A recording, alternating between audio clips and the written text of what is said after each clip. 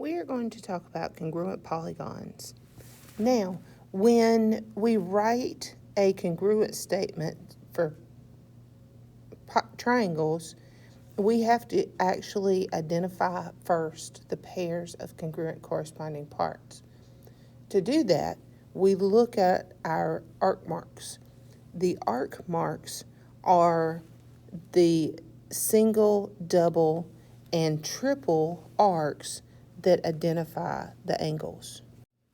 We can tell which angles are congruent to which based on how many arc marks are in the angles.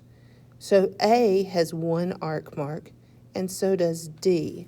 So because of that, angle A is congruent to angle D. Likewise, angle B has two arc marks. So we look at our next triangle, and we can see that angle F has two arc marks. So angle B is congruent to angle F. And then lastly, angle C has three arc marks, and so does angle E. So angle C is congruent to angle E. Now we can say that triangle ABC is congruent to triangle DFE. Now you will notice that I did not do the second triangle in alphabetical order.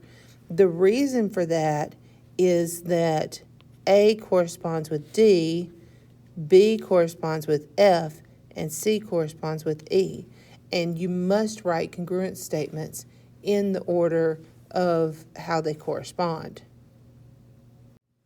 Now we can look at just our statement here, and we can say, based on the statement, that side AB corresponds with side DF. So AB is congruent to DF. Now, as long as you have either the picture labeled or the congruent statement, you can determine what corresponds with what. We can also say that BC corresponds with FE. So BC is congruent to FE. And then finally, we can say that AC is congruent to DE. So now we have our congruent corresponding parts, and we also have our congruent statement. Now we're going to use the properties of congruent figures to figure out the value of x and y. The first thing that we're going to look at is the information that we have. Now we know that in this corner we have 4x plus y. So let's look and see what corresponds with S. The third one on the other side is C. So we know that 79 corresponds with 4x plus 3y. But we can't solve an equation with two variables. So let's look further. Now, if we look right here, we'll notice we have one variable on this side, and this is side CD. So CD corresponds to ST. ST in our other quadrilateral is this top one that is 25 units long. So we can say that 3x subtract 5 equals 25. Now, let's solve for x. Add 5 to both sides. That gives us 3x equals 30. Divide by 3. X equals 10. So we're going to now go back to our first equation, 4x plus 3. So we have 4x plus 3y equals 79. We know that x equals 10, so 4 times 10 plus 3y equals 79. 40 plus 3y equals 79. Subtract 40. 3y equals 39. Divide both sides by 3. Y equals 13. Y is 13. X is 10. We have found both of our values. Now we're going to talk about properties of triangle congruence. The first one is the reflexive property. And this property states that for any triangle ABC, that triangle ABC is congruent to itself, ABC. The next one is the symmetric property.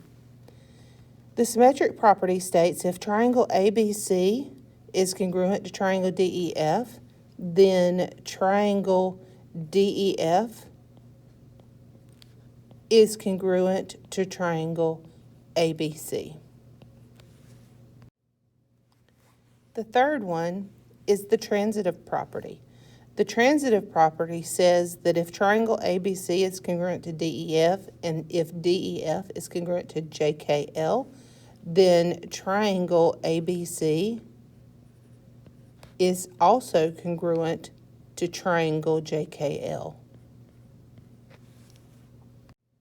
And then finally is the third angles theorem, which states that if two angles of one triangle are congruent,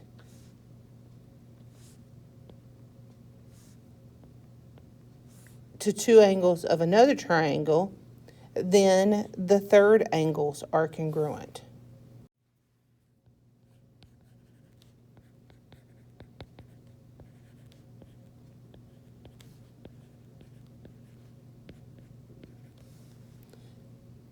So if angle A is 60 and it's congruent to angle D, which is also 60 degrees, and angle B is 80 degrees, it's congruent to angle E that's also 80 degrees, then the third angle, angle C, which would be 40 degrees, is equal to angle F, which is also 40 degrees.